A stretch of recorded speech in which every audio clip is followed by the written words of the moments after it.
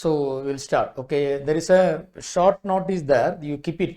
First we will discuss the detailed provision, then we will go into that. Okay. So amendments for Jan 26. So first one, we studied a capital gain section 54 easy. Under section 54 EC, exemption can be claimed by any assessee which transferred long-term land or long-term building. And that long-term land or building transferred, capital gain must be invested within 6 months in the 5-year bonds of National Highway Authority of India Limited, Rural Electrification Corporation Limited, Power Finance Corporation Limited, Railway Finance Corporation Limited. At present, those 4 bonds are there. Now, they notified one more bonds, that is Housing Urban Development Corporation Limited, HUDCO. The bonds issued by HUDCO. And that bond must have a minimum period of 5 years. So now that section 54 EC contains total 5.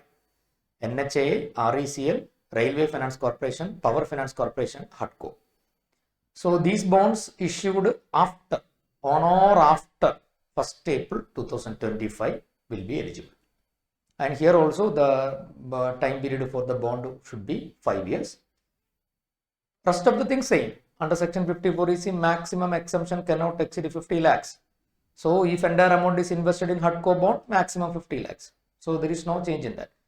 The only thing you have to keep in mind is this bond must be issued after 1st April 2025. So whether that date is relevant for us? Yes. Actually, our previous year is 2024-25. Okay. Assessment date 25-26. The time period to get exemption is we have to make the investment within 6 months. Suppose if the transfer took place on 1st March 2025, if long-term land or long-term building transferred on 1st March 2025, if it is transferred on 1st March 2025, 6 months time period will be March, April, May, June, July, August. 6 months will be ended only on August. So if the bond issued by HUDCO in April 25 or May 25 or even June 25, it will be eligible. So remember, bond issued after 1/4/2025 is eligible, but keep in mind, even though our previous year is 24-25, we can claim this exemption if transfer took place in 24-25, especially February or March or January or maybe December. Even though transfer took place in December, 6 months will spread to the next financial year. So after 1st April 2025, but within 6 months, then we can claim exemption if subscribed in HUDCO bond. Clear? That's it. First amendment is over. Second one is there are a lot of amendments made in TDS. In a lot of sections, they made certain amendment regarding TDS, but it's commonly applicable for units located in International Financial Service under IFSC unit, which are claiming deduction under section 80 LA.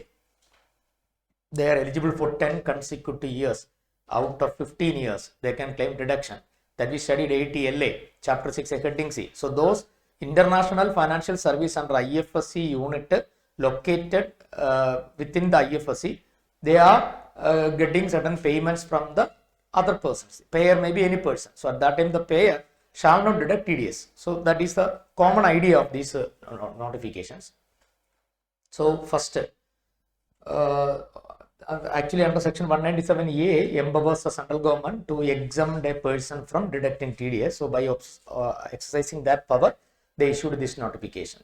So this is applicable for our previous year. So the provision saying that here the payer may be any person, payer may be any person. But here the payee is a unit located in IFSC. Remember, payer any person, any payer. But payee should be a unit located in IFSC. The following payments received by IFSC unit or paid by the outsiders, none need to deduct TDS. So the unit of IFSC is if it is a banking unit, they may receive interest income on external commercial borrowings or loan. On that interest income, the payer shall not deduct TDS. Sometimes it may be a non-resident unit located in IFSC. In that situation, TDS will be deducted by the payer under section 195. But here, TDS should not be deducted. So banking unit located in IFSC received the following income, that is interest income on external commercial borrowing or loan, section 195, professional fee, 194J TDS not applicable, referral fee not applicable, brokerage income, commission income on factoring and forfeiting services, and these payments are received by IFSC unit being a banking unit. The payer shall not deduct TDS on making payment of these 5 items. And if the IFSC unit payee is a insurance intermediary office, then insurance commission. Normally insurance commission TDS section is 194D, so payer shall not deduct 194D TDS. Finance company, if the IFSC unit is a finance company, what are the payments covered? Interest income on external commercial borrowings or loans, same as above, either 195 or 194A. That is, if the finance company is non-resident having a finance company unit in IFSC, then it will be 195 section, not applicable. Otherwise 194A. If the IFSC unit is a finance company of a resident, then 194A. Anyway, not applicable. It is not applicable. Dividend income 194. Commission income on factoring and forfeiting service. So remember dividend income. So if a IFSC unit is subscribed, which being a finance company, subscribed shares of an Indian company, and Indian company, domestic company issued dividend, and the dividend is received by finance company located in IFSC, TD is not applicable. So dividend income. Commission income on factoring and forfeiting services, 194H, not applicable. And next one, the third one is a finance company payee. Second one is a payee IFSC insurance intermediary. First one is payee is a banking unit. And next they are saying finance unit. Interest income on external commercial borrowing, repetition, say dividend income, not applicable. Commission, not applicable. If payee is a IFSC unit being a fund management entity, professional fee, 194J, not applicable. Broker or dealer, dividend income, not applicable. Investment advisor being a IFSC unit, investment advisory fee, professional fee, J, not applicable. Registered distributor, distribution fee and commission fee, 194H, not applicable. Custodian, professional fee, commission fee, not applicable. Credit rating agency, actually credit rating agency, they are rendering a technical service. So remember, normally credit rating agencies payment 194J applicable. Credit rating agency, they are doing technical service. So credit rating agency, but here if the credit rating agency is a unit located in IFSC, then it is not applicable. Investment banker, not applicable. Debenture trustee, trusteeship fees. Then international trade finance service or ITFS, commission income, not applicable. Fintech company, that is financial technology company. Nowadays it's a popular industry, fintech company. Technical fee or professional fee, commission income. So these are the payments when made by any payer where the recipient is an IFSC unit located in IFSC, which is a payee, then the payer need not deduct TDS on these sections. So basically 194 dividend, 194A interest other than interest on securities, 194 dividend, and then 194D insurance commission, then 194H, 194J, 195. These are the sections excluded from the TDS liability when the payment is made to IFSC unit. Payer may be any person. Payee must be an IFSC unit. So, see, by categorization, it's very difficult to remember. So, in that amendment, I made it a summary. So, only that you need to study. Condition.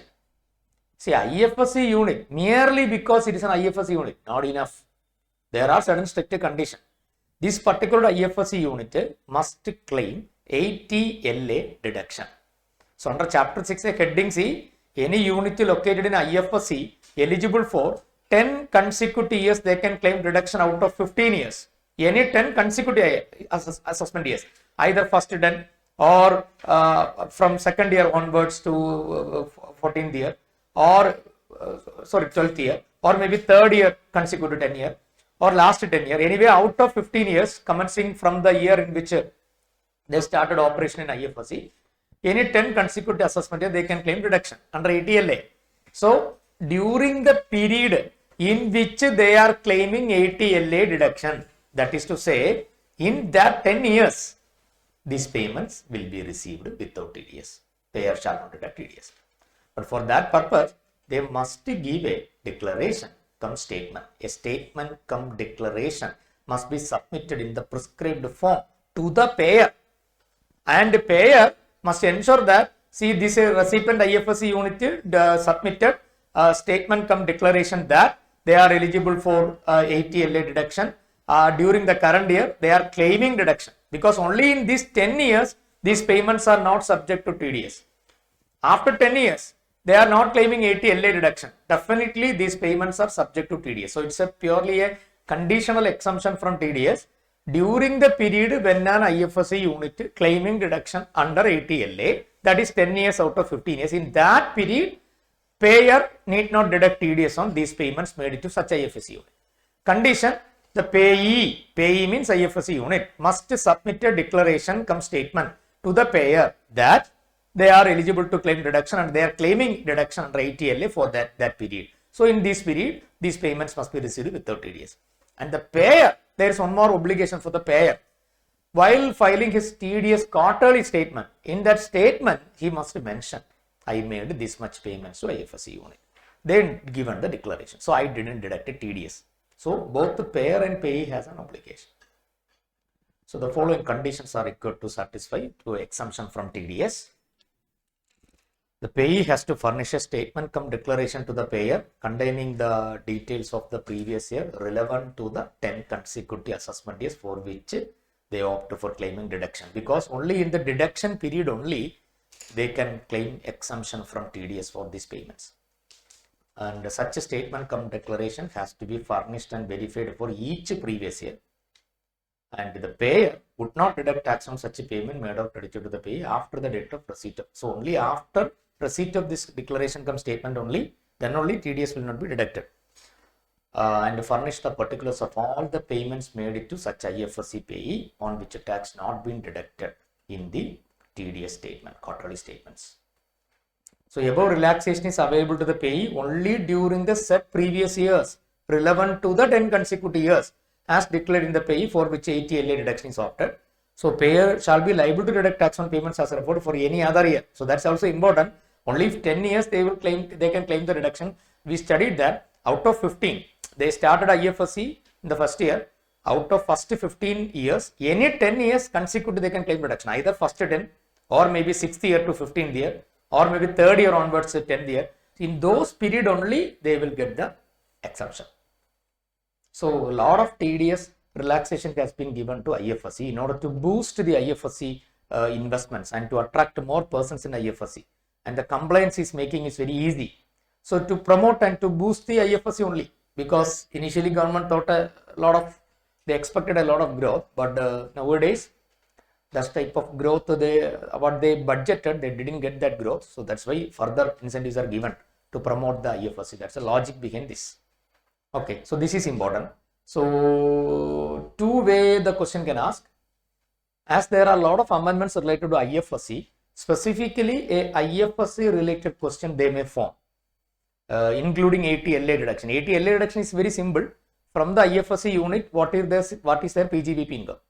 And IFSC unit must carry out all the transactions in foreign currency. What is the profit they earned? 10 consecutive years they can claim deduction. That is 80 LA. We discussed that. So, that 80 LA deduction along with these items they can ask. Moreover, they can ask a question, computation of total income of a company in the comprehensive question. In that comprehensive question, P&L account debited with any type of this fee, and then they will say this is paid to a IFSC unit on which TDS has not been deducted. And further they will say a declaration cum statement has been given, something like that. So, you should not make a disallowance because TDS is not applicable. But during the 11 previous year, 24-25, they must claim 80 LA deduction. Then only this concession available. Keep in mind.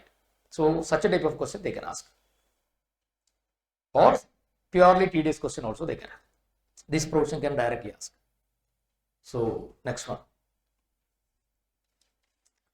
Earlier, there is an exemption under section 10 subsection 15 in respect of interest income received by a non-resident or RBNOR, non-resident or resident but not ordinarily resident from an IFSC banking unit if they get interest income. Remember, the assessee getting interest income must be a non-resident or RBNOR, resident but not ordinary resident. And that person made a deposit or any debt with a IFSC banking unit, or we can say offshore banking unit. Offshore banking unit or IFSC banking unit means either an Indian bank or a foreign bank started a branch in IFSC or in special economic zone. At that time, that branch will be called as offshore banking unit. In that situation, if that banking unit is located in IFSC, and in that IFSC banking unit, this non-resident or resident but not ordinary resident made a deposit, or any debt they deposit, and they are getting interest income. That interest income is completely exempted under 1050. So this exemption is actually earlier available. Now they made a clarification that, so in such situations, this IFSC banking unit, while making payment to these resident, non-resident or RBNOR, non-need to deduct TDS, because anyway that income is exempted. So earlier there was not such a clarification. So now they may clarify TDS need not be deducted. So it's not, this amendment is not that much important. First one is very important. First amendment is very important. Second amendment also very important. That's HUDCO and that IFSC. This is not that much important. Just to read. Section 197A provide. See, 197A is nothing but power of central government to exempt certain payments from TDS. That is 197A, power of government through notification. A payment can be exempted from TDS. So, not TDS required to be deducted by an offshore banking unit from the interest paid on deposit made on or after 1/4/2005, because this exemption created in 2005 only. This exemption came. That's why 1/4/2000 on or after 1/4/2005 by a non-resident or a person, RBNOR, or on borrowing on or after 1/4/2005 from a non-resident or a person not resident. So remember here, the payee is non-resident or RBNOR. Payer is a offshore banking unit or IFSC banking unit. So section 1015 provides that such interest will not be included in the total income of such a non-resident, because 1015 exempted. So offshore banking unit or IFSC banking unit, what they are saying, the definition, that is Indian bank or foreign bank starting a branch in IFSC or SEZ, that is known as offshore banking unit or IFSC banking unit. So now the clarification is, accordingly CBDT clarified that in accordance with the procedure 197, tax is not required to be deducted on interest paid by such IBU, that is IFSC banking units, also need not deduct TDS. Earlier, offshore banking unit, when making payment to the non-resident or RBNOR, TDS not applicable, earlier clarified. Now there is a doubt whether that clarification applicable to IFSC banking unit also, because both are different. Offshore banking unit means Indian bank or foreign bank starting a branch in SEZ, that is known as offshore banking unit. But IFSC banking unit means Indian bank or foreign bank starting a branch in Gujarat, Gift City. So in both cases, now it's very common, TDS is not applicable, because in the hands of the non-resident or RBNOR, who is the recipient of this interest income, it is exempted as per 1050. So that is why the payer need not deduct TDS. So applicable only for deposits or borrowings made by the non-resident or RBNOR on or after 1/4/2005. Because in 2005 only SEZ Act is created in India. Later only Gift City came. So that is a common provision after 1/4/2005. If they made any investment in IFSC banking unit or offshore banking unit and they are getting interest, TDS not applicable. Here the payee must be non-resident or RBNOR. Then only 1015 exemption available. 1015 exemption available, that is why TDS is exempted. If it was taxable, TDS must be deducted. Okay, that is the second one. Next one. This is a very simple amendment. We already studied 194N, TDS on cash withdrawal. So already there is an exception. What are the cases where TDS is not applicable even though cash withdrawn more than 1 crore?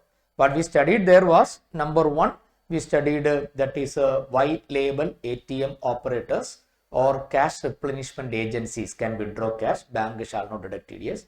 Then bank or post office or cooperative bank withdrawing from another bank, TDS not applicable. Government withdrawing, TDS not applicable.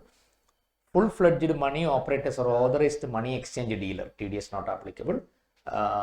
Then what we discussed, one more thing, agriculture produce marketing committee registered broker withdrawing cash. These 5 situations As per 194 EN, if cash withdrawn, TDS not applicable. Now, one more person. Now that exception includes 6. That is foreign diplomatic missions or United Nations office.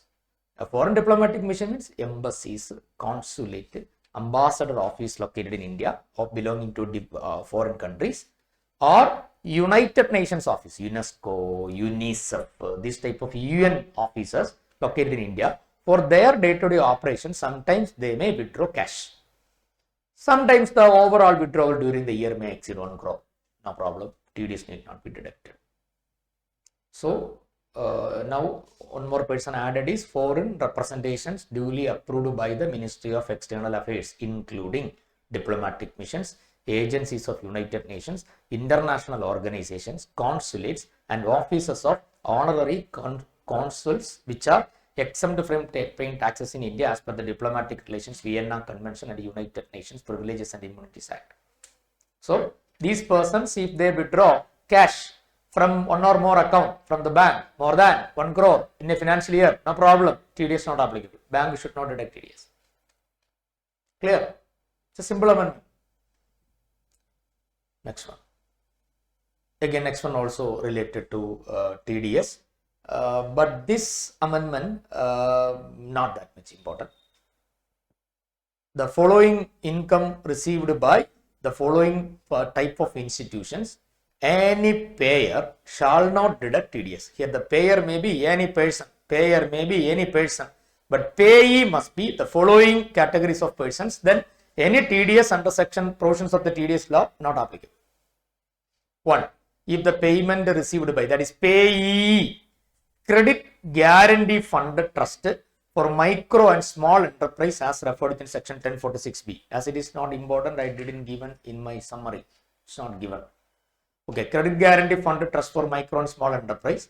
National Credit Guarantee Trustee Company Limited, being a company established and wholly financed by central government for the purpose of operating credit guarantee funds. A credit guarantee fund established and wholly financed by central government. So these persons, if these three institutions are the payee, any payment, payer need not deduct TDS. It may be any payment. Now, next one. Next one is very important. Section 194Q. What is section 194Q? During the previous year, if a buyer is a businessman, buyer's preceding financial turnover exceeds 10 crore. Current financial year he is purchasing goods more than rupees 50 lakhs from a seller, then the buyer shall deduct TDS on the amount exceeding 50 lakhs. At the same time, if the seller is also a businessman, preceding financial seller's turnover exceeds 10 crore, then the seller shall collect a TCS 2061H. If 194Q and 2061H is simultaneously applicable, which will prevail? 194Q. Now they are saying IFSC units are completely excluded from 194Q and 2061H.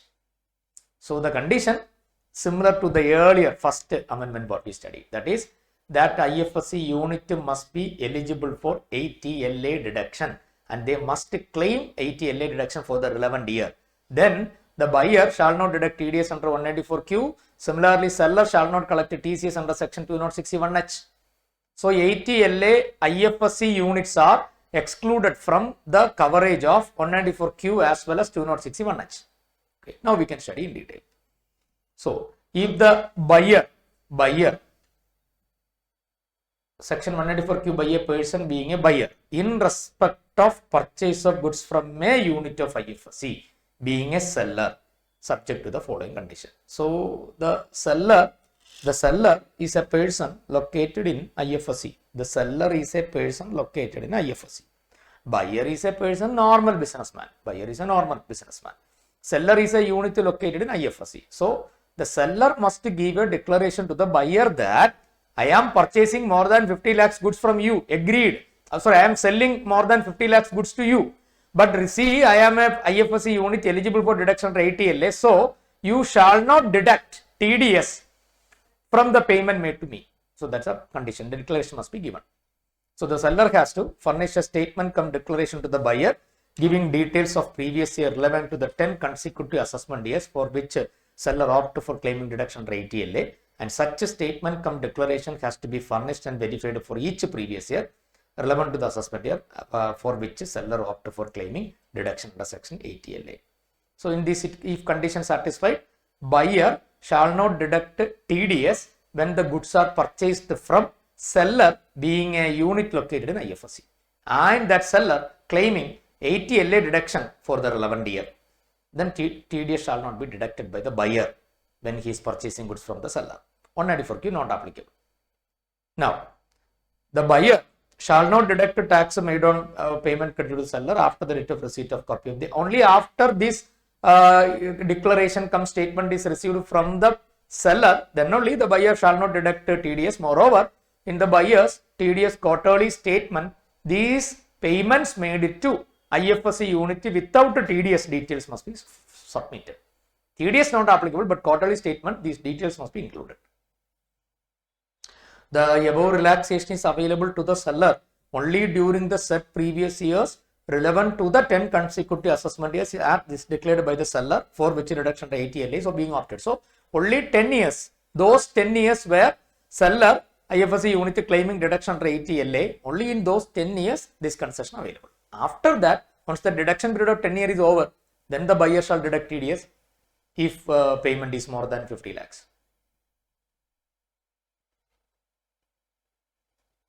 Now, if the IFSC unit is a buyer, okay, they are buying goods from a seller, then seller shall not collect 206C1H TCS from the buyer being a unit located in IFSC. So, both the sections, they have been avoided. Person notified by government not to be considered as buyer for the purpose of 206C1H. So, remember 206C1H is applicable on whom? Seller. Seller collecting TCS from whom? Buyer. Here buyer, if located in an IFSC unit and 194Q TDS anyway not applicable. So what about 206C1H? So now they are saying if the buyer is a person located in IFSC and they are claiming 80LA deduction, then the seller while collecting the amount from the buyer, selling price from the buyer, should not collect TCS under section 206C1H. Rest of the condition same. So section 206C1H, they are saying the section that we not required, we know that.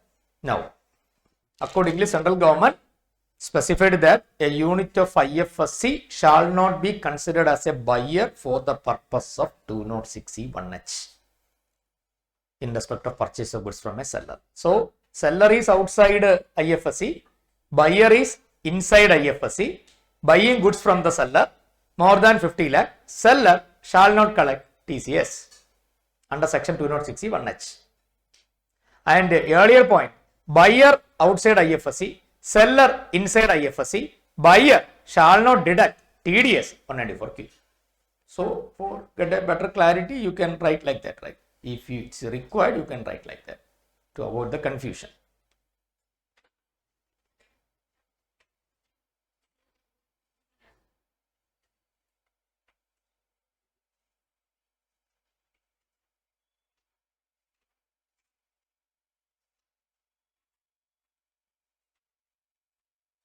So, this is IFSC unit. IFSC unit, okay? This is IFSC unit. So, first situation what they are saying is, first what we studied is buyer. This is seller. Seller. IFSC unit claiming deduction rate LA. Okay? So, here buyer is purchasing goods and making payment. 194Q TDS not applicable. Okay, when making payment. Second situation,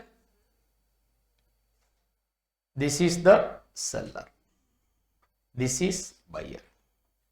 Okay, and seller is collecting more than 50 lakhs. 206C 1H not applicable. In both cases, declaration must be given. So, in the first case, seller has to give a declaration. Declaration must be given. Second case, buyer has to give declaration. And not applicable up to 10 years. Up to 10 years in which those unit is covered under 80 LA deduction. So this is summary.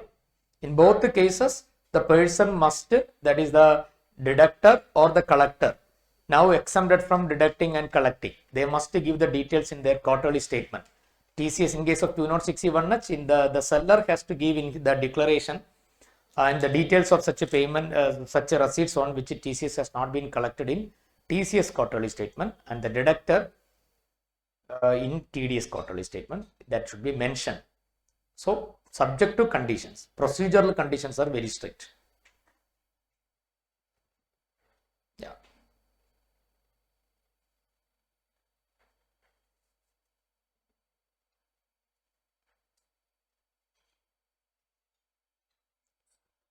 Next, what they are saying is, see, lot of persons are paying TDS on the correct date. Correct date in the sense means TDS deducted in a particular month shall be paid by on or before 7th of the next month. Some cases people will pay the payment on the 7th day, exact 7th, that is on the due date, evening, maybe they are trying. But there are a lot of system errors are happening these days, internet issues and system errors. So due to that, from the account of the payer, the amount is deducted. From the bank, amount is gone, debited. But it is credited to the government in some cases 8th day, some cases 9th day. Same day is not crediting. Actually, that's a technical error. That's a system mistake. It is not under the control of the assessee. Not the mistake of the assessee, not the system failure of assessee. Due to there is some issues in banking system, and there is an interface between government account and bank account to credit that amount to the banking account, especially taxes. There is a separate gateway, payment gateway, and all those things are there. Some errors are happening there. So what happened is, even though we are making payment on 7th, the payment is credited to the account of the government only on 8th, some cases 9th. So in case of huge amount, if the TDS has not been paid on the due date, deducted but not paid on due date, you may know the interest is 1.5% per month or part of the month. Per month or part of the month. Even though there is a single day delay, 1.5% they will levy interest. So now the question is, actually it is not the mistake of the assessee. Lot of assessing officers, especially TDS officers, they issued shock cause notice for recovery of the interest, and some assessee paid interest, and some are saying it is not our mistake. It's a genuine technical error, right? So now they come out with a notification stating that, okay, fine, the Director General or Chief Commissioner of Income Tax relating to the TDS, they can give refund if it's already paid, and all other interest can be waived. But assessee must make an application for waiver, and the system the application, upon receipt of the application, they should ensure that it is due to that systematic mistake, not any failure on the part of the assessee. If that is ensured, all those interest must be waived. So interest should not be recovered from the assessee. That is this notification. Not a notification, it's a circular. So section 201, that is consequences of non-payment of TDS or consequences of non-deduction of TDS, that we already studied, that is 201, provides for levy of interest on account of failure to deduct or pay the deducted tax to the credit of the government by the deductor. Provides for levy of interest on account of failure to collect or pay to the government. So representation have been received by the CBDT that while making payments of TDS and TCS to the credit of the central government as per section 200 and 206C, the taxpayers have encountered technical glitches. On account of such glitches, while the payment is initiated, the actual credit of government is after due date. Such cases, interest is levied and notice has been issued. That should be waived. So who is the authority? Chief Commissioner of Income Tax or Director General of Income Tax may reduce or waive interest charged under 201. The payment is, but the condition is from the account of the payer, the amount must be debited before due date. But a credit to the government or deposited to the government account is happened only after the due date. Only in those cases this will be available.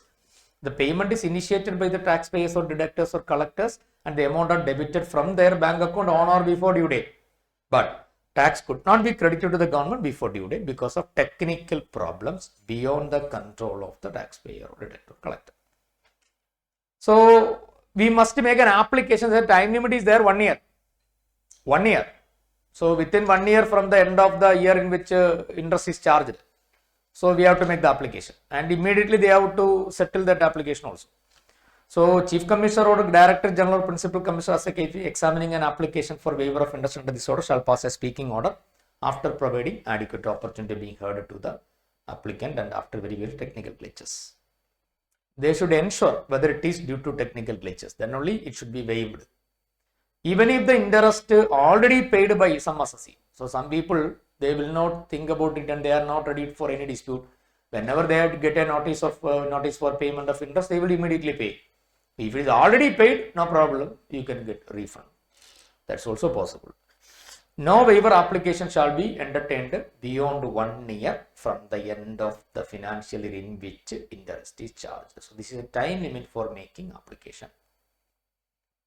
Now, an application received for waiver of interest shall be disposed of. Okay, once assessee filed application for waiver, then it must be disposed within 6 months from the end of the month in which application is received. So within 6 months, they have to take the decision of waiver.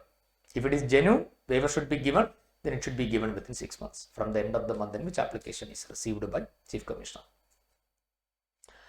Suppose if the Chief Commissioner or Director General Principal Chief Commissioner say that, no, you are not eligible for waiver, if they say after verification, it is not an appealable order, you cannot go for appeal. It's a final decision of the.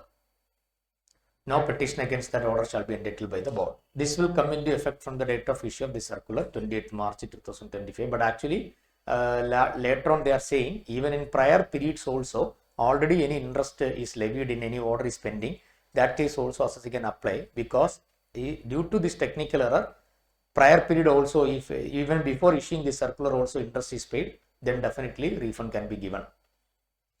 After issuance of circular, a further question raised whether the prescribed authority empowered to pass waiver orders is deemed to be effective from 28 or whether waiver application are to be entertained only in case. It is clarified that empowered to pass order for waiver from 28/3/2025. Application of waiver of interest can be entertained within 1 year from the end of the year in which interest is charged. Last paragraph. Further, it is also clarified that waiver application can be entertained for interest charged even before the issuance of the said circular. So, if the period belonging to prior to issue of this circular, there is an interest, so that can also be considered in this application, waiver can be given. So, this is a waiver of interest due to technical error, where we made the payment before the due date, but our account is debited, but government account is credited only after the due date. In that situation, interest can be waived upon making application. Already paid, refund can be obtained. Now, assessment procedure.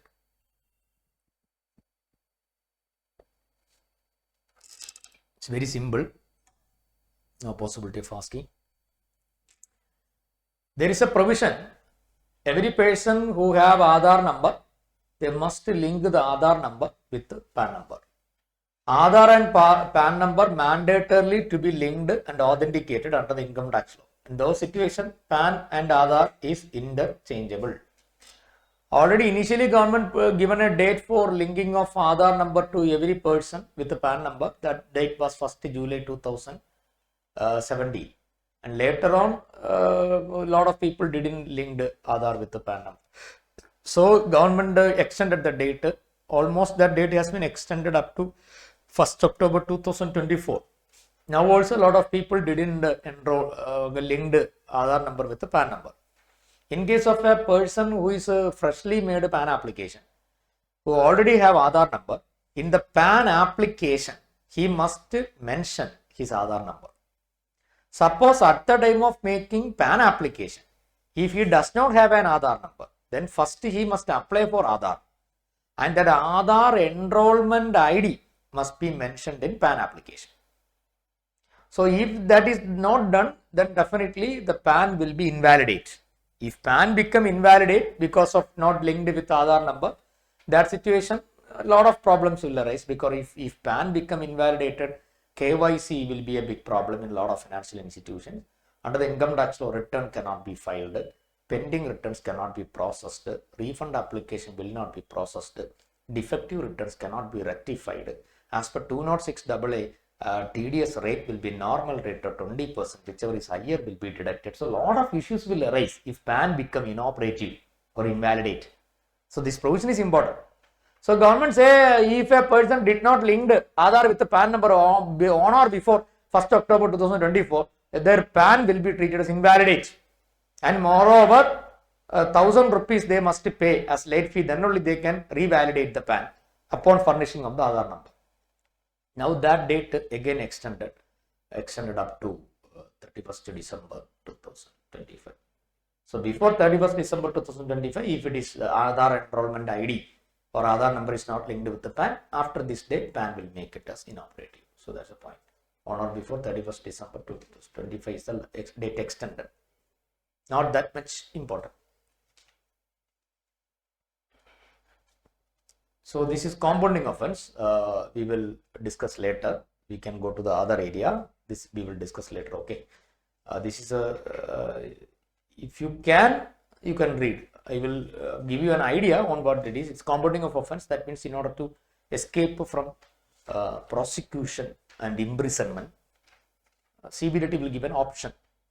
See, you committed this much dangerous offenses. Actually, we can prosecute you. And some cases prosecution is pending in court. And if that final decision came, definitely that person will go to jail, right? Imprisonment will attract.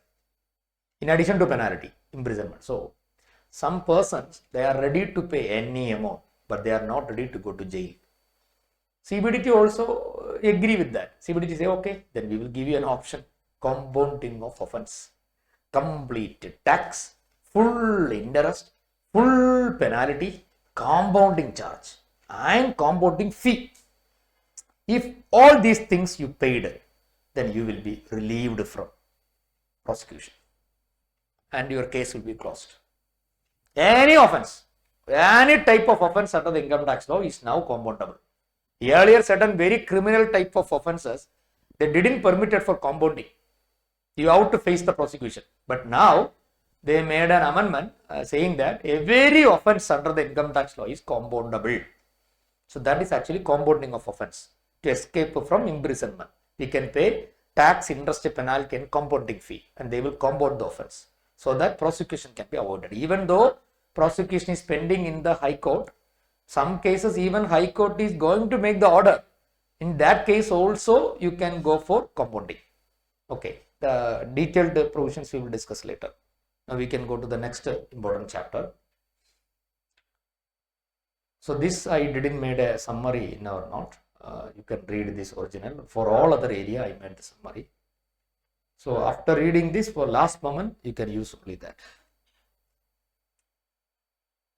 This will contain almost 72 pages. I think I made it for 4 pages, right? But still some people will not read that. That's a problem. Tax audit and ethical complaint, unimportant. I will tell you what it is. 2 amendments they made. 2 additional clause introduced in 3CD.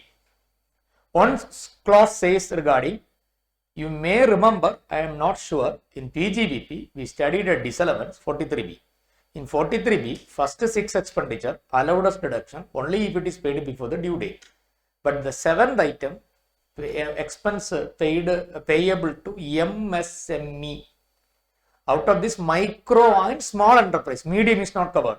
So when any expenditure is payable to micro and small enterprise, that expenditure will be allowed as a deduction only if it is actually paid within the due date prescribed under section 15 of the MSME Act. You remember? Then we studied what is the due date under MSME Act. As per MSME Act, the due date is if there is a written agreement between the seller and buyer, and as per that written agreement due date is fixed, that due date can be taken. But that due date should not be more than 45 days from the date of purchase of goods or service from a micro and small enterprise. Second, if there is no due date prescribed in that agreement between that party, then it must be taken as 15 days. If the payment is made within this date, then deduction allowed in the current year.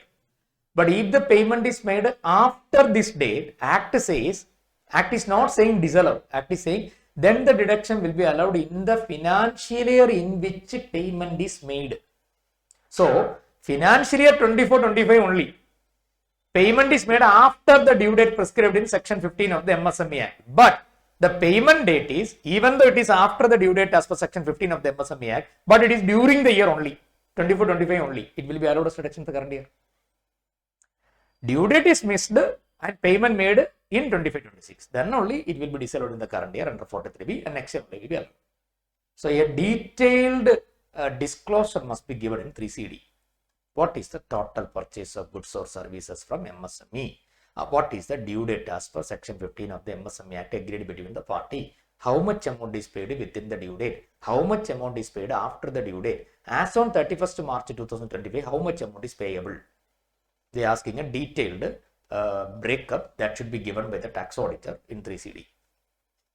So, amount of interest inadmissible under 23 of micro, small and enterprise. That's one item is interest, that is loan has taken from micro and small. Another one is other expenditure. Total amount required to be paid to a micro, small enterprise as referred in section 15. Amount referred in above amount paid up to the time given under section 15 of MSME, not paid up to time given under section 15 MSME and inadmissible for the previous year. So that details must be given. That is a clause on 3CD, because nowadays they are asking clause wise questions from 3CD. So PGBP, you should be very strong knowledge in PGBP, then you can able to answer that.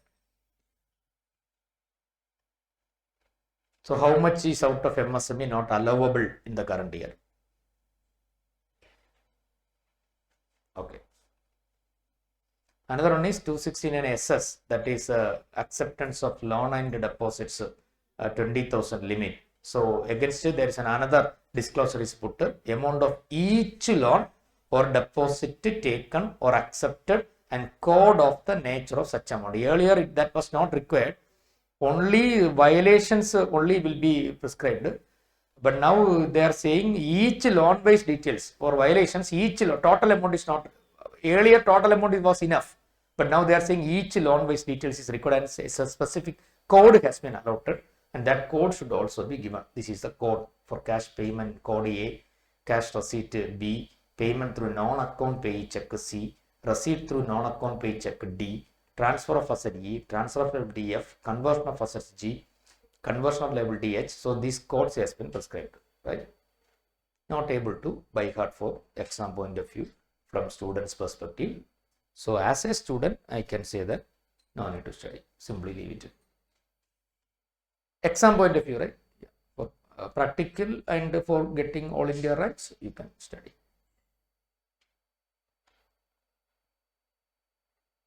I'm not believing rank because I cleared in 6th attempt.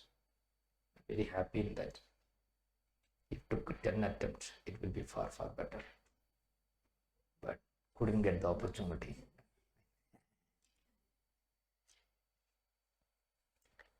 Okay. Very important. Yeah, very important. You can expect a question. Very important. BBC. What is particular BBC? Please take the NR taxation note. There you have to mark because this is important. They may ask a question. Problem itself they can ask. Take the presumptive taxation of non-residents.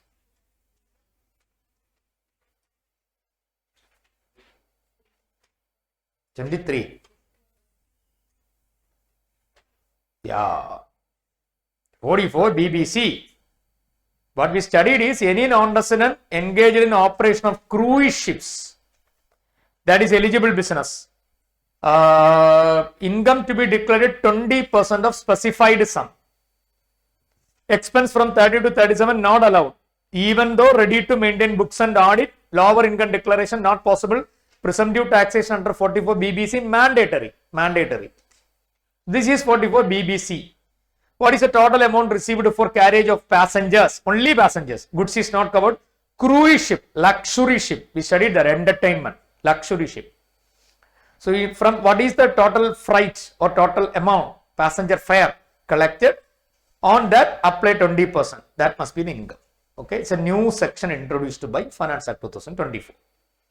Now, when they created the section 44 BBC, they just uses the word cruise ship, and then there is a provision under the law, other conditions which will be prescribed to satisfy as a cruise ship. Now the prescribed additional conditions. So this condition is very important, because based on this condition, putting this condition, they will give you a question. Sometimes ineligible ship also will be given along with the question. So that is why these conditions are important. Okay. Suppose if they ask a question, income must be calculated like take the total fare into 20%. No expense is possible. They will give you lot of expense. Expense incurred in connection with operation, fuel expense, everything will be given. Do not take. No expense is allowed. Just 20% of specified sum, that is total amount received. That is a PGBP income. From that, no deduction, nothing is permitted. Even though books and audit is done, we cannot declare lower income. Now, what is the meaning of cruise ship? That is now they notified. Conditions for non-resident engaged in the business of operation of cruise ship for BBC notified. So first they are saying regarding that section details that we already studied. Now we can go to straight away to the condition. So to said to be, it is an operation of cruise ship. Primary condition, operate a passenger ship having a carrying capacity of more than 200 passengers or length of 75 meters or more. So in between they put a condition or.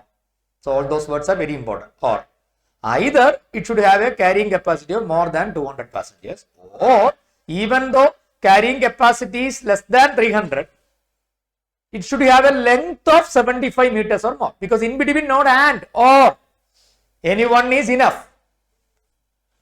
And the purpose, leisure and recreational purpose, and having appropriate dining and cabin facilities for passengers. So leisure and recreation, Adijikindi, Pambava, facility food, it should be there. And maybe swimming pool, and all these facilities will be there. So leisure and recreation purpose, right?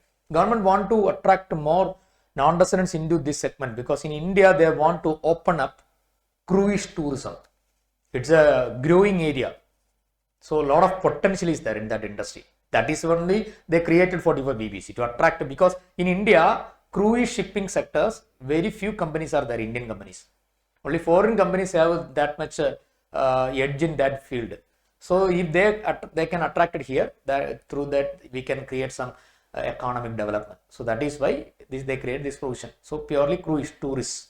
And second, operate such a ship. Second condition, all these conditions are cumulative. Second condition, but in first one, remember 200 passenger capacity or 75 meters length, any one is enough. Plus, operate such a ship on scheduled voyage or shore excursion touching at least 2 seaports of India or same seaports of India twice. For example, a foreign cruise ship that is coming to India and just passing to India. So pre-booking is started. So some of the passengers can enjoy that cruise ship. The ship will touch Mumbai port, and then from Mumbai it will come to Kochi, and then they will connect to some other port outside India. So Mumbai to Cochin it is connecting, or Mumbai to Tuticorin it's connecting, or Chennai, there is a port, right? Chennai port is there, right? So Chennai to Mumbai, or Gujarat, Mumbai, Chennai, right? In minimum 2 Indian ports must be connected, or that cruise ship starting from Chennai going to some other ports outside India and again return to Chennai. That's also enough. So that is they are saying either scheduled voyage or a shore excursion touching at least 2 seaports of India or same seaports of India twice, and operate such a ship primarily for carrying passengers and not for carrying cargo. Third condition, and such a ship shall operate as per the procedure and guidelines even issued by the Ministry of Tourism or Ministry of Shipping. If these 4 conditions satisfied, it can be called as a cruise ship, and income they are eligible for 44 BBC. Please remember, if they ask a question, definitely will be a problem. In that problem only they will put these conditions and all those things. So problem, how we are calculating? a total amount must be taken. We studied what is a specified sum there. What is a specified sum there? It's mentioned below that. What is a total amount? For the purpose of section 44 BBC, specified sum includes amount paid or payable to the eligible assessee on account of carriage of passengers and amount received or deemed to be received as on account of carriage of passengers. Anyway, total amount received by the assessee. That is the meaning.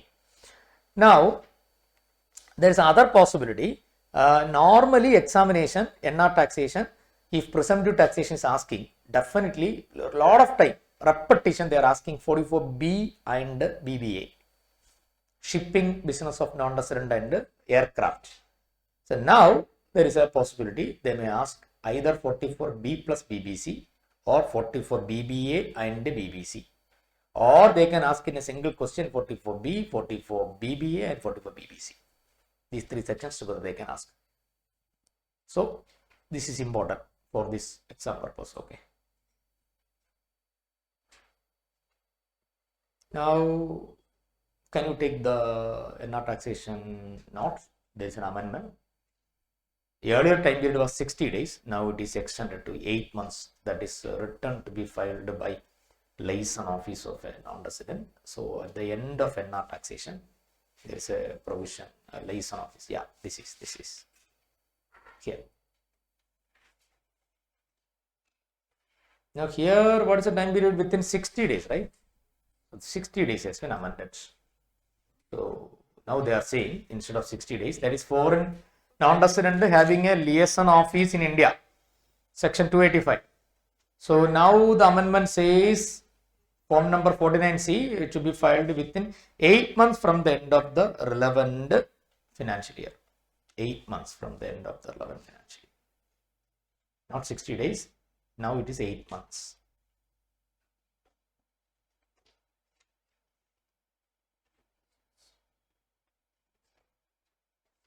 Relevant financial year. Should be verified by chart account also. The form is form number 49C. So time limit for submission of statement by non-resident having liaison office in India. Section 285 specifies that a non-resident having a liaison office in India set up after getting the approval of Reserve Bank of India has to prepare and deliver or cause to be delivered to the assessing officer having jurisdiction within prescribed period, a prescribed statement providing the details in respect of activities carried out by the liaison office in India during the financial year. Form 49C. So amended to provide the furnished by such non-resident within 8 months from the end of the financial year. Now transfer pricing.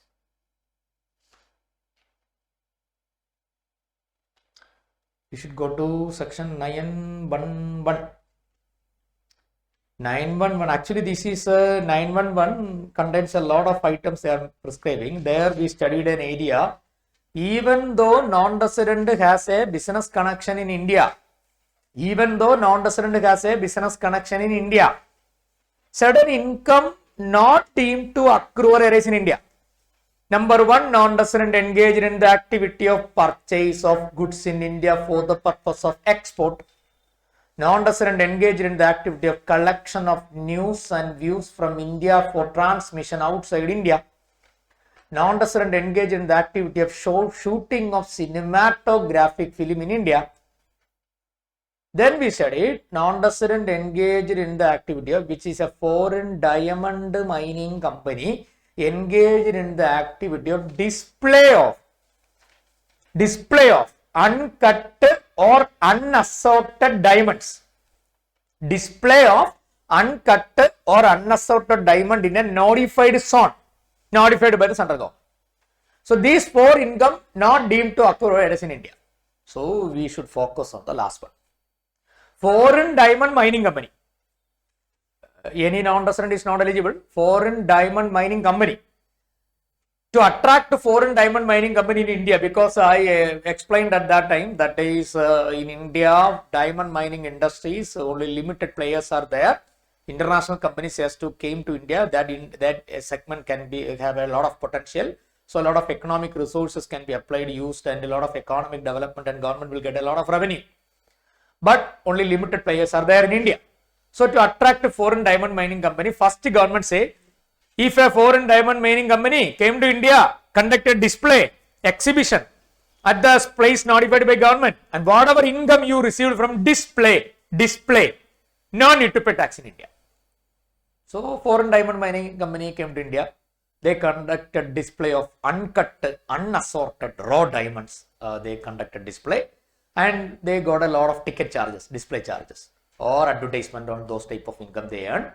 No need to pay tax if that income is from display. Now they started selling diamond. So 911 says only display income is not taxable. So 911 does not say about sale. So if a foreign diamond mining company came to India and they see, suppose they mined certain diamonds from India, and in addition to display they made a sale, they sold it. So definitely income accrued in India, they are taxable in India. So at that situation, how the income will be computed? So in order to make a very fair, and in order to attract them and not to tax too much, and for compliance easiness, they created a safe harbor stating that for this foreign diamond mining company, from the sale of diamond, what is the total amount received from India, on that amount, sales turnover, total amount, at least 4%, minimum 4% of that turnover should be declared as PGBP income profit. Then it will be accepted. This is a safe harbor, minimum 4% of turnover. Now we have to study detailed the terms. Also expect a problem. They can ask a problem.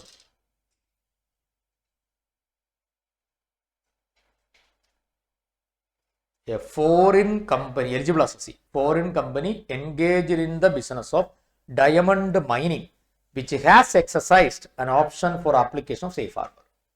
Eligible business, a business of selling raw diamond. Please keep in mind, income from display now also not taxable. Income from display of diamond not taxable, 911. Only sale of diamond, raw diamonds, in any notified special zone as explanation to 911. So we need to study this gross receipts, because on these gross receipts they have to declare minimum PGBP income under presumptive provision of 4% aggregate of the amount paid or payable to the eligible assessee by any other person or to any person on his behalf on account of sale of raw diamonds, and the amount received or deemed to be received by the eligible assessee or by any person on his behalf on account of sale of raw diamonds by such eligible assessee. Both are saying what is the total sales for the sale of diamonds. So that amount must be taken total.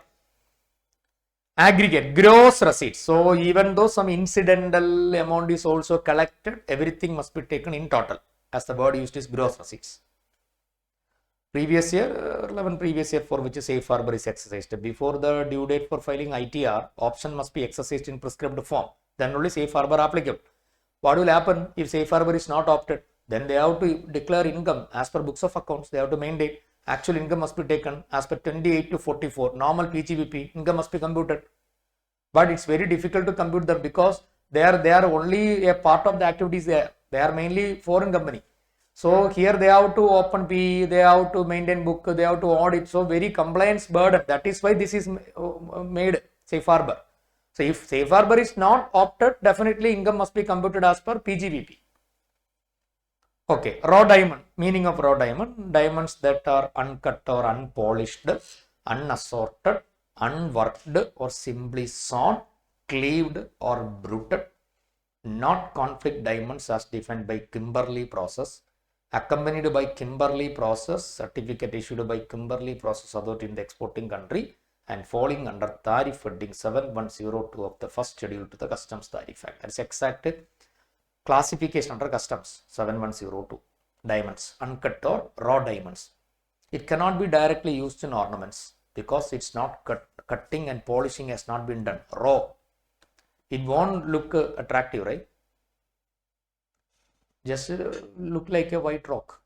You won't feel that's a diamond. After cutting and polishing only, it will become shaping and very attractive, right? So these are raw diamonds. So from India, they are mining, diamond taken, exported, sold means sold either India or anywhere. Sale of raw diamond, there doesn't say export only, sale of raw diamond. So 4% should be declared as income.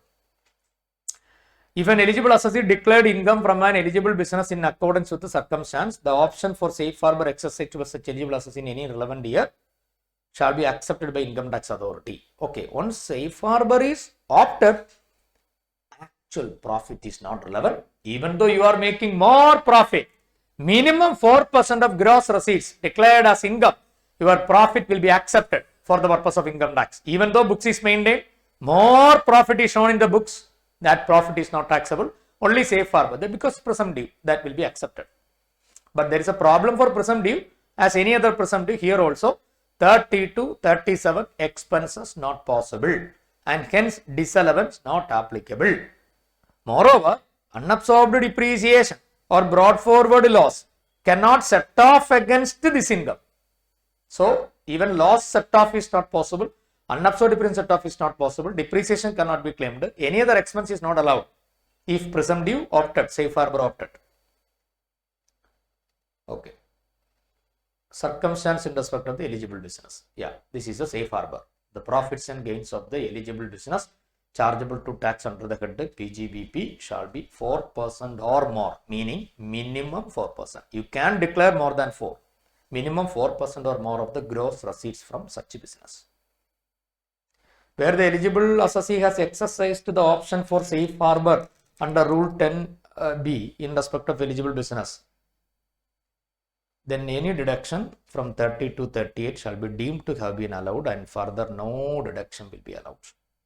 Suppose after some 2-3 years they declared a safe harbor, and in the 4th year this foreign diamond mining company want to maintain books and the income want to declare as per books of account, that situation an issue will arise. 3 years they were in safe harbor, 4th year they want to maintain books of account. How the depreciation will be calculated in the 4th year, for example? That situation they are saying in those 3 years when the or the period for which you declared income under safe harbor, in that period notionally depreciation under 32 must be calculated and remaining WD should be arrived for the purpose of books of accounts. Because safe harbor is not mandatory, it's an option only. In safe harbor, expense not allowed, depreciation nothing is allowed, but at a later point of time, in another year, if you does not opt for safe harbor, at that time depreciation need to be calculated on assets. And then what is open WDV? Because in preceding years we were in safe harbor, we didn't claim depreciation. Notionally should be computed and reduce the depreciations to arrive at the WDV. The WDV of any assets of such a business shall be deemed to have been calculated as if the eligible associate claimed and had been actually allowed for depreciation for the previous.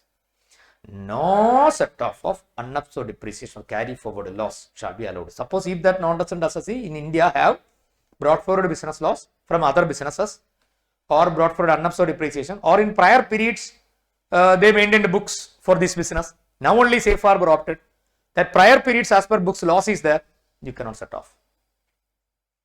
No set off of from other business, so any other loss also will not be allowed, or inter head set off also not allowed. Yeah, so very strict. Inter source as well as inter head set off is also not allowed. Brought forward business loss and unabsorbed depreciation also not allowed. This is safe harbor, the provisions of 92. Yeah, even though safe harbor opted, if there is any international transaction carried out, that means this this foreign diamond mining company in India entered into in transaction with the associate enterprise, then transfer pricing provisions, documentation, everything will be applicable. But safe harbor is opted, so arm's length price need not be computed. This income will be accepted. But documentation is important, 3CB should be filed if there is an international transaction with the AE, otherwise this condition is not relevant. Procedure, option must be exercised, right? The option exercising form is form number 3CEFC for exercising the option before the due date under section 139. So if safe harbor is not opted, then income will be computed as per PGBP. And if the assessing officer subsequently found that they claimed safe harbor with incorrect details or committed certain fraud, then AO can declare the safe harbor as invalid and income as per normal provision will be computed. Order by assessing officer to declare option invalid, AO has to survey copy of the order to declare the assessee that your option is invalid. And if a person opted for safe harbor under 911, in this case, a safe harbor is opted and declared income of minimum 4% under this provision. In that case, suppose in future any dispute arises with regard to DT agreement. Normally, whenever there is a dispute regarding taxation aspect in DT agreement arises, we can go only for mutual agreement procedure. That is, dispute will be settled by the competent authorities of the both countries. So that is a normal mechanism, because double taxation avoidance agreement is a agreement between two countries. So that is not a domestic agreement. So whenever a dispute arises, we cannot approach the domestic appellate authority. We must go to either to the competent authority, or after that we can go to International Court of Justice. So that is known as MAP, mutual agreement procedure. But if a person opted for safe harbor, then mutual agreement procedure will not be applicable. That means if in future any dispute arises, he cannot go to competent authority. Okay, this is 911. Foreign diamond mining company engaged in sale of diamonds have a new option of safe harbor. So it's applicable from this year, assessment year 25-26 onwards. From this year onwards. Unless it is changed or new notification came, this will be continued to be valid in coming years. No lock-in period. Current year safe harbor. Next year also safe harbor. No such condition. Every year you can opt for safe harbor if before due date for filing ITR, you filing form number 3C EFC. Okay. This is important. This is important. They may ask a question. Actually, this notification was applicable for September also. But September they didn't ask. So this time they may ask.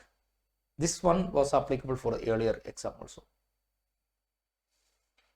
But the next safe harbor new for our exam only. Okay. Now the most important area, the major safe harbor. Okay, in between that one more provision is there, 94B. So what is 94B? You remember what is 94B? Can you go to 94B? TP, thin capitalization. Remember thin capitalization. Secondary adjustment. Yeah, 94B, thin capitalization. So in thin capitalization, what we studied is that is if an Indian company or a PE of a foreign company making payment of interest which is more than which is excess interest, how it is calculated, that is total interest including A interest exceeds 30% of EBITDA. That amount or A interest, whichever is lower, must be disallowed. It can be carried forward for 8 years. In subsequent years, if the total interest including A interest does not reaches 30% of EBITDA to the extent of deficiency, we can set off this and balance can be carried forward. EBITDA, earnings before interest, tax, depreciation, amortization. You remember that? So in that provision we studied there is an exception. If the Indian company or the PE of a foreign company which is engaged in money lending, main business is money lending. So, business of banking or insurance, then they are not liable for section 94B. This section is not applicable. Further, if it is a finance company in IFSC, not applicable. So, that finance company in IFSC will be excluded from 94B limitation of interest. That means if the in Indian entity is an IFSC unit located within Gujarat Gift City, which is an IFSC unit engaged in non-banking finance, NBFC, non-banking financing company located in IFSC, they are making payment of interest to their foreign AE, 94B not applicable. Interest will not be limited, disallowance will not attract. But what are the conditions for that? To set to be a NBFC located in IFSC, what are the conditions? So that is now notified. So conditions and activities notified for finance companies to qualify for exclusion from the applicability of 94B. So first they are saying regarding the 94B sections only, that all we discussed. So now we can go to here. So conditions, it must be a finance company as per IFSC regulation, it should be accepted. And the main condition, it does not accept public deposit from resident and non-resident. So it does not have the power to accept public deposit. And it is not a banking unit because it is a finance company only, similar to NBFC. It's not a bank. So it should not be registered as a banking unit. It shall not have the power to accept a deposit from public. In addition to that, they are saying other conditions, that is other conditions, finance company located in IFSC shall not carry out one or more of the following activity. They shall carry out only any one or more of the following activity. So these must be their activity. Any other activity should not be carried out. Any one of these activity or all of these activity they can carry out. One, lending in the form of loan, commitments and guarantees, credit enhancement, securitization, financial lease, factoring and forfeiting of receivables, or functions of global or regional corporate treasury center such as borrowings, lending, hedging of currency or commodity risk or investment, cash management, structured credit, intra-group financing, financial budgeting and similar other treasury services and activities they can carry out. So they cannot accept public deposit and they cannot do other banking business. They can do only these financial activities. Then it will be treated as a, and moreover one more condition is they are saying the interest being paid by such a finance company must be in foreign currency. Okay. Then 94B section not applicable. So this is also related to IFSC. There are a lot of provisions now giving privileges to IFSC unit, right? So any one of these provisions definitely they will ask for exam. Now we can go to safe harbor. So this is also important, 94B thin capitalization. Can we go to safe harbor? Yeah, this is notification 21/2025 latest for our exam. It was not applicable for September. So safe harbor means under section 92 CB in transfer pricing there are a lot of disputes arise in transfer pricing area. As there are a lot of disputes, government thought of introducing a concept of presumptive provision.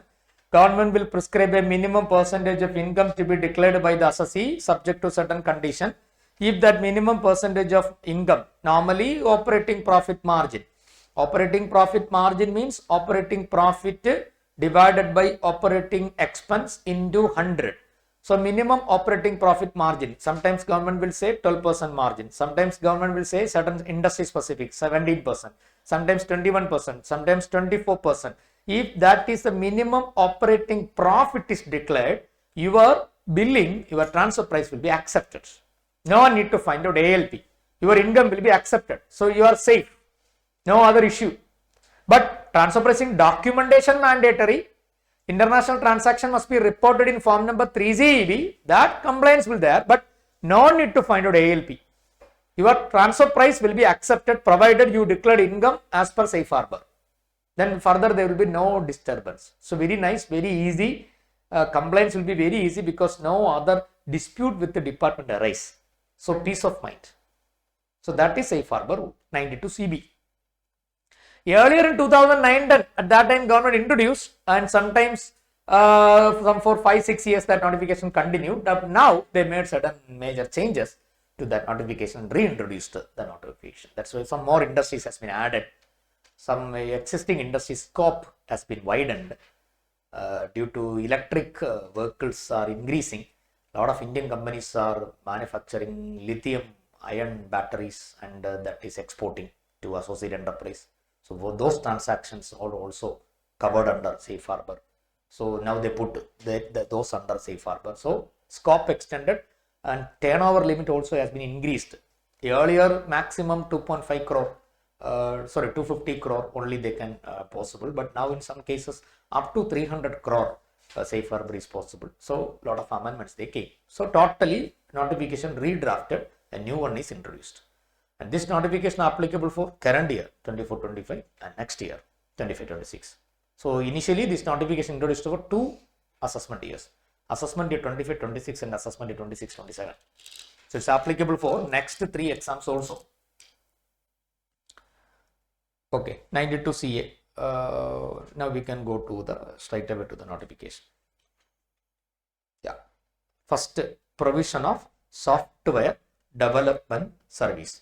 Software related, some 3-4 industries are there. So this word is very important, provision for software development service, because there is another sector, IT enabled service. Actually, that is different.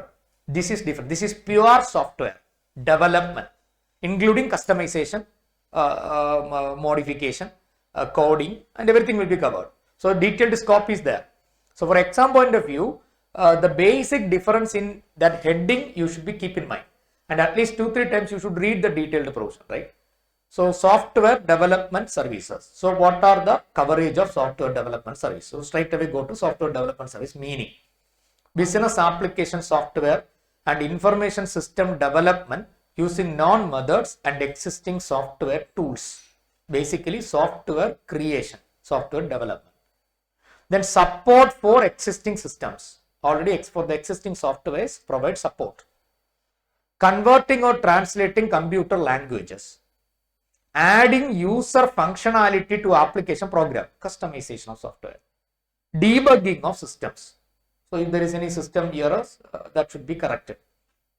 Adaptation of existing software, modification of existing software, preparation of user documentation for the software, related to software.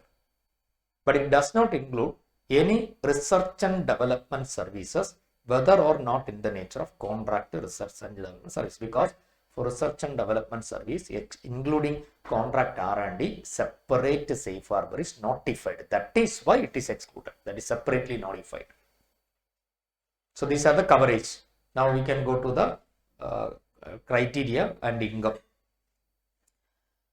They are saying if the value of international transaction ended, please keep in mind, value of international transaction with the associated enterprise, AE. So that does not exceed a sum of rupees 100 crore. See, not the total turnover of the assessee. Indian entity, how much transaction is ended with the AE. So what is the turnover of that AE transaction, international transaction? That does not exceed 100 crore, up to 100 crore. Small companies, total turnover with the AE for the software development service does not exceed 100 crore. Then they are saying minimum operating profit margin should declare 17%. So operating profit margin, how it is calculated means operating revenue minus operating cost is equal to operating profit. That operating profit divided by operating expense or operating cost into 100. Other words, we can say that here operating profit margin as a representation of cost or expense, not as a representation of revenue. So operating profit margin minimum they should declare 17%.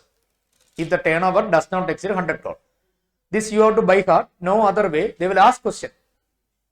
You have to buy heart. This slab and this percentage you have to buy heart. No other way.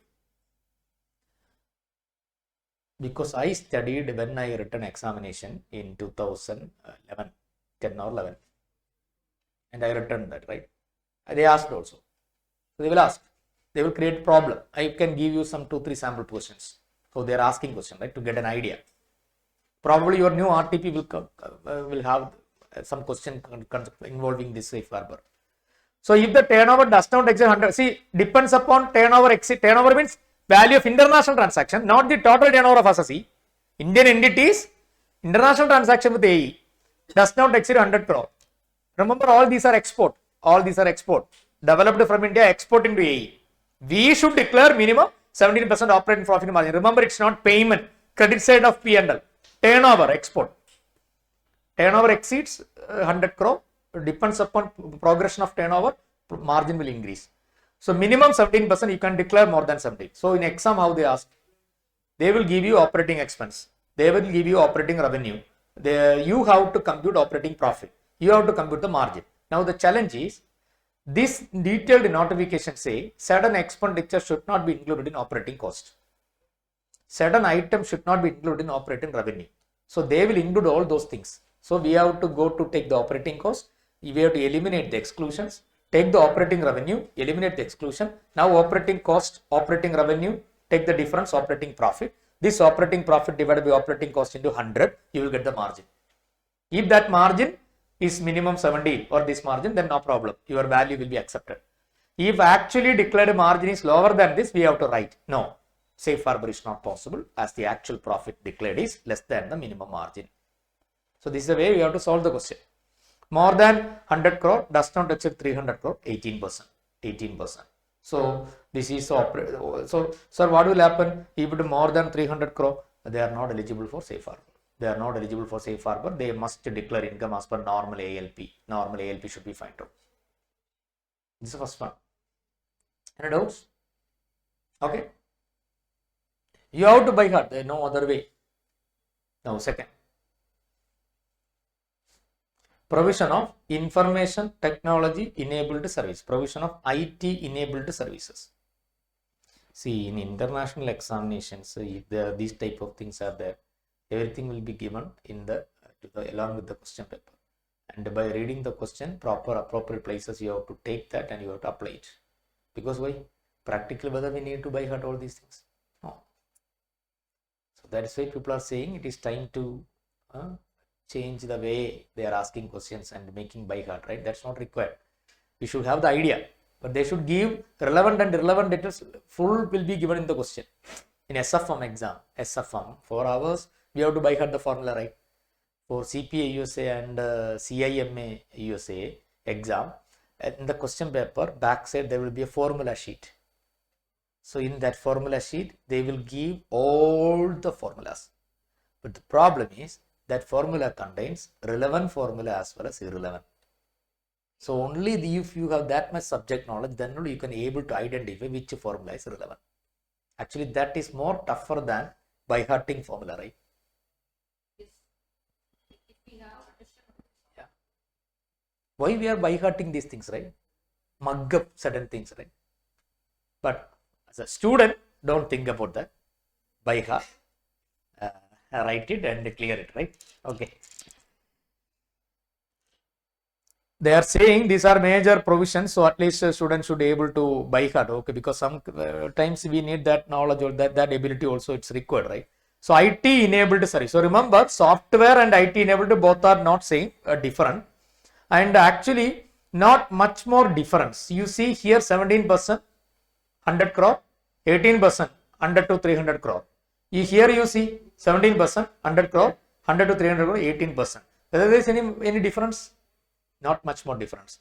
The operating profit margin declared by the eligible assessee from the eligible international airline. So I made it clubbed together because same, pakka same.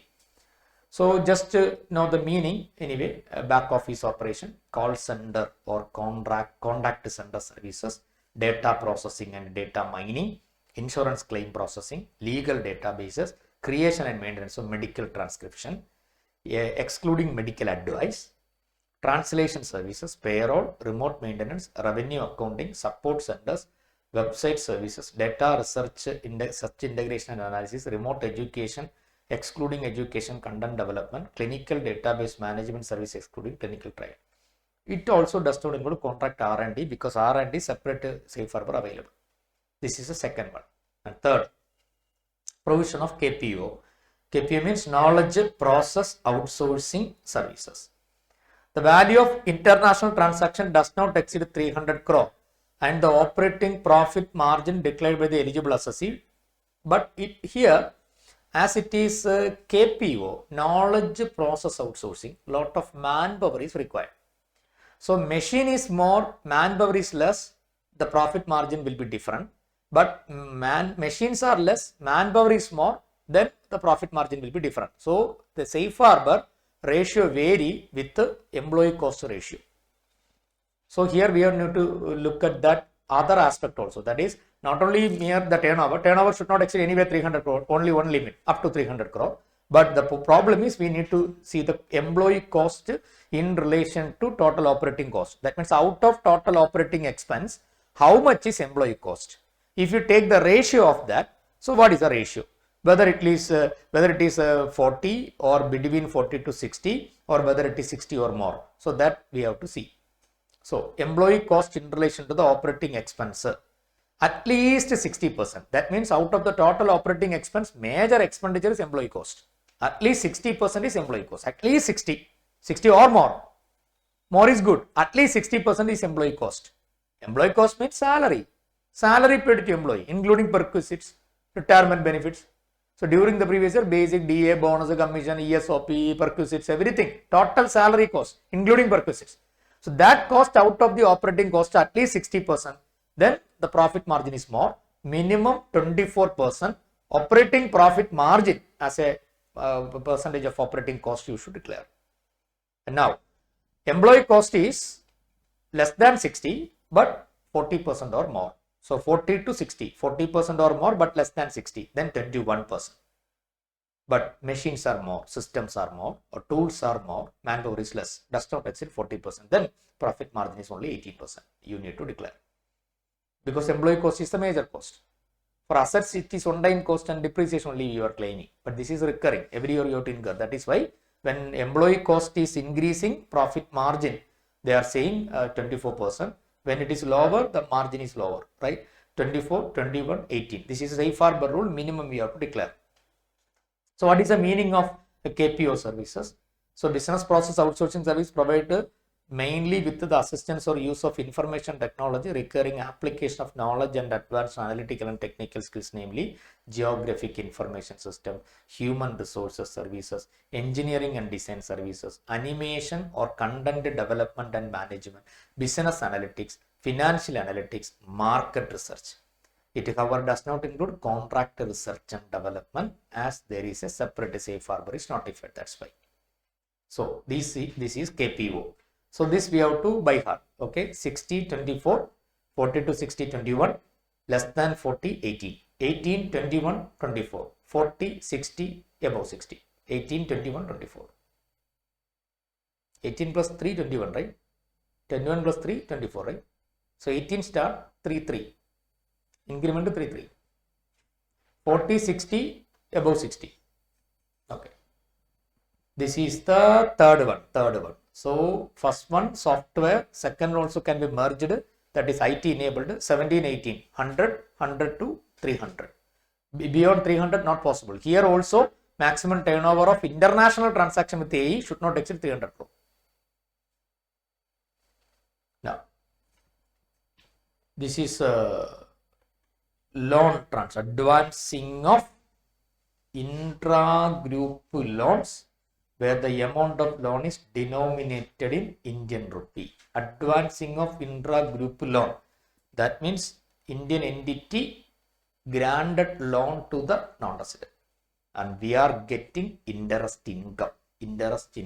Okay. First one, software development and IT enabled service. Export of software. P&L account credit side.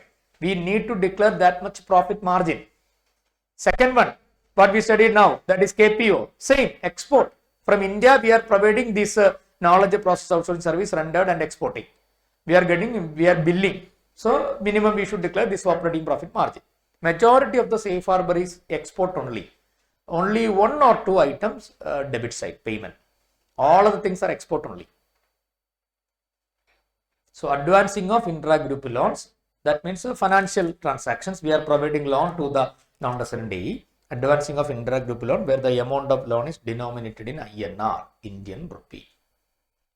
Interest rate declared in relation to the eligible international transaction is not less than 1. If it is INR, if the loan is given and denominated in INR, in that situation, we have to declare minimum the percentage of SBI plus they are mentioning the percentage rate. That should minimum we have to declare the interest margin.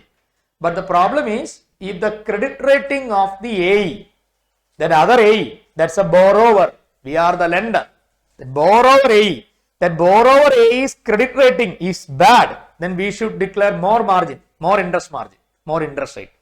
We should minimum charge. Credit rating is good, less. So that is why we have to study credit rating also. So Indian rupee base rate, SBI rate as on 1st April of the relevant previous year. If it is foreign currency, we cannot take SBI rate. In that situation, half yearly rate of recognized agencies rate will be taken as base rate plus safe harbor percent they will say. So here we have to take, as the loan is in Indian rupee, SBI rate as on 1st April. Marginal cost of fund lending rate of SBI as on 1st April 2011 previous year plus. First, if the credit rating of the borrower, our AE, borrower, we are the lender, borrower's credit rating is between AAA to A, then SBI rate plus 1.75. Suppose if SBI rate is 9, 10.75% minimum we need to charge interest. If the credit rating rate of that borrower AE bad, BBA minus, triple B plus, then SBI lending rate as on 1st April plus 3.25. Between BB to B, again rating is bad, so SBI rate as on 1st April plus 4.75. C to D, SBI rate as on 1st April plus 6.25%. And very bad, where no credit rating is available and the loan to all A in Indian rupee does not exceed 100 crores. So remember, first 4 cases there is no monetary limit is fixed for the loan. Even though loan amount is more than 100 crore, no problem. We can declare that much minimum interest rate as profit. It will be accepted. Transaction will be accepted. But in the last case, if there is no credit rating available for AE, that is lender AE, borrower AE, in that situation, the amount of loan should not exceed 100 crore. Sir, what will happen if the loan amount exceeds 100 crore? Safe harbor not possible. Safe harbor not possible. As per arm's length, the rate, interest rate must be calculated. That much income must be disclosed. So 100 crore it should not exceed if credit rating is not available for the AE.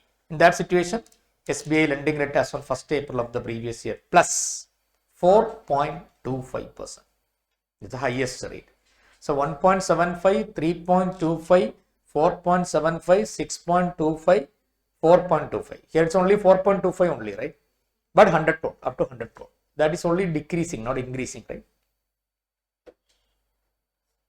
Whether it's a uniform increase, 1.75 to 3.25? No, 1.75, 1.5, 3.25 to 4.75? 1.5, 4.75 to 6.25? 1.5. Up to that it's uniform, right? Then for last one, AA credit rating is not available and does not exceed 100 crore, 4.25 only.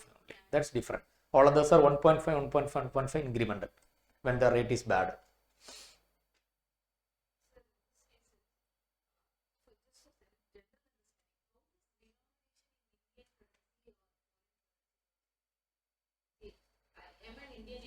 I will deal everything in Indian rupee.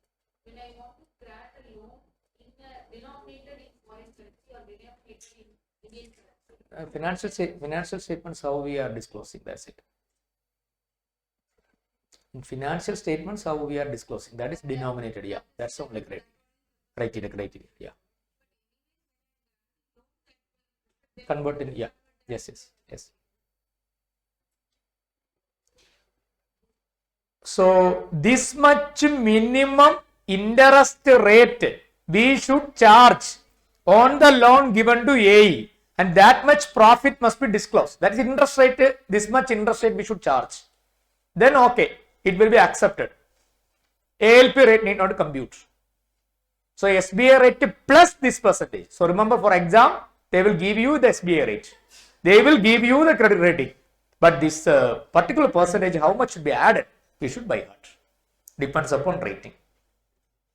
Intra-group loan means loan advanced to an associated enterprise being a non-resident, where the loan is not advanced by an enterprise being a financial company, including a bank or a financial institution or an enterprise engaged in lending or borrowing in the normal course of business. Main business should not be money lending. It is group loan only, intra-group. Does not include credit line or any other loan facility which has no fixed term for repayment. It's purely corporate loans, inter-corporate loans. Now, if the loan is given in foreign currency, then the major change is we cannot take the base rate of SBI. Base rate should be 30th September, half yearly rate of approved recognized agencies for depending upon currency. Sometimes it may be the loan may be denominated in dollar, then separate rate must be taken. For Singapore dollar separate, Japanese yen separate, so euro separate, Great Britain pound separate. So the base rate is different for depends upon currency. And here we are not taking the rate as on 1st April as the base rate. Base rate must be taken as on 30th September of the relevant previous year in which loan is granted. So rate of the relevant foreign currency as on 30th September of the relevant previous year plus if the amount of loan advanced to the associate enterprise including loan to all associate enterprise does not exceed a sum of rupees 250 crore in the aggregate as on 31st March. So here there is a limit is fixed. If the loan is in Indian rupee, the limit applicable only when credit rating of the AE not available 100 crore. In all other case, there is no limit. There is no limit. But here, if the loan is in foreign currency, they are saying total loan amount to AE should not exceed 250 crore. And base rate is 30th September, relevant agency rate plus credit rating of AE, that is a borrower AE of assessee is between AA plus, AA minus, A plus, A minus. Base rate as on 30th September of the relevant currency plus 1.5%. BBP plus BBB minus. Base rate of relevant agency as on 30th September plus 3%. BB plus, BB minus, B plus, B minus, C plus, C minus, D 4%. 30th September relevant agencies rate plus 4%.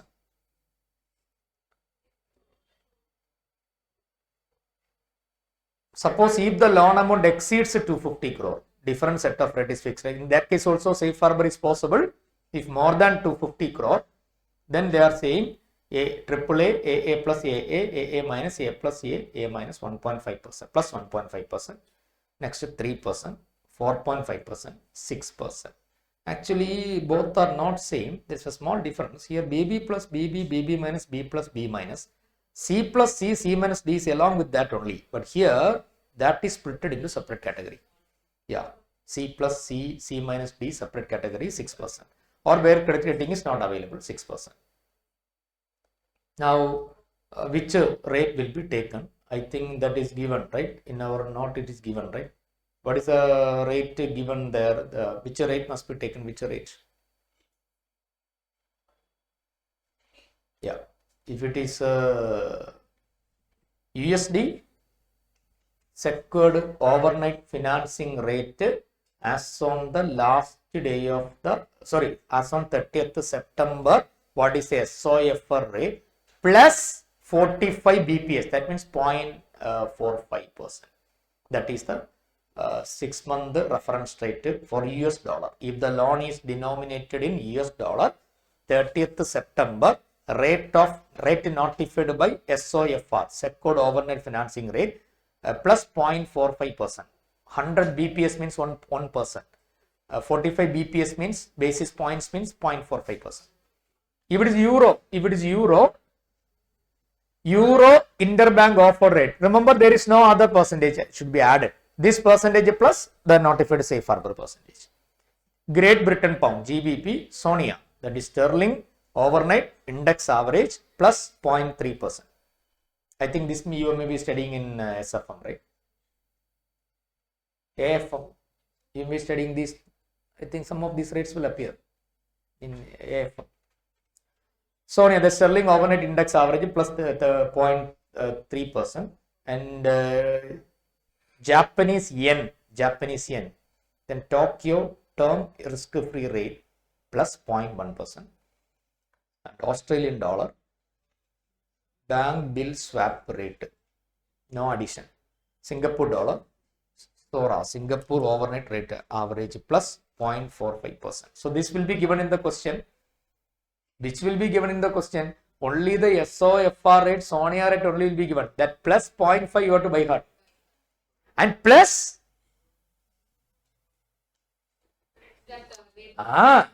safe harbor rate should be this rate plus that safe harbor margin already notified, right? So base point itself we have to add, and again further we have to add safe harbor percentage. Remember that?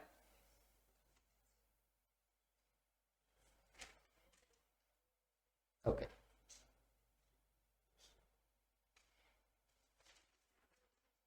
Yeah. So this is loan, Indian currency, foreign currency. So if the currency is asking, it will be a lot of things we have to buy heart. Others, huh? No, this should be the interest rate. No, the basic, that base rate plus this adding rate should be the actual interest rate we should charge minimum as interest income from AE for the loan granted by us. It is providing loan to AE. This rate is the minimum interest rate to be charged so that it will be accepted as safe harbor rate. If the actual interest rate charged is lower than this rate, then safe harbor is not accepted. Right? If this much interest rate is charged, okay, fine. If you are charging more than this, also no problem. If lower than this, then safe harbor is not possible. You said to be safe harbor, minimum this much interest rate you should charge for the loan granted to AE. So then if we charge less, this will not be considered as. Yeah, if we charge less, then our transaction is not at safe harbor. Go to the arm's length principle, compute the actual ALP rate, we should find out. Then what is the difference? Variation should be done. Now, next one, providing guarantee. Providing guarantee, again income. Software export, BPO export, providing loan and getting interest income. Next one also getting guarantee income. So all this, whatever points we studied is income. P&L account credit side, minimum this much margin we should declare. For the loan, minimum this much interest rate we should charge. Now providing corporate guarantee, minimum 1% on the amount of guaranteed should be charged as guarantee commission. Guarantee commission, where the amount guaranteed to the non-resident AE does not exceed 100 crore. Then minimum 1% per annum on the amount guaranteed. Exceeds 100 crore and the credit rating of the associate enterprise done by an agency registered with the SEBI, and that agency made an adequate highest safety rating made. Okay, in that situation also we can take a safe harbor. Minimum 1% per annum on the amount guaranteed to be declared as guarantee fees. So commission or fee declared in the relation to the eligible international transactions at least 1% of the amount guaranteed. Corporate guarantee means explicit corporate guarantee extended by a company to its wholly owned subsidiary being a non-resident in respect of any short-term or long-term borrowing. So our non-resident outside India want to take some loan. For that we are providing guarantee. Minimum 1% we should charge guarantee fees. Income should be declared. Minimum 1%. If actual guarantee commission is lower than this, safe harbor not possible. Minimum 1% we charged, it will accept as safe harbor. Explicit corporate guarantee, however, does not include. So these items are not included. Letter of comfort, implicit corporate guarantee, because it should be explicit corporate guarantee. Specifically, we should provide guarantee. So letter of comfort is not treated. Implicit corporate guarantee, performance guarantee, or any other guarantee of similar nature not treated as corporate guarantee. So this is a guarantee, providing guarantee. Next. You need a break? Then take a break. Then we will continue. Then we will solve question.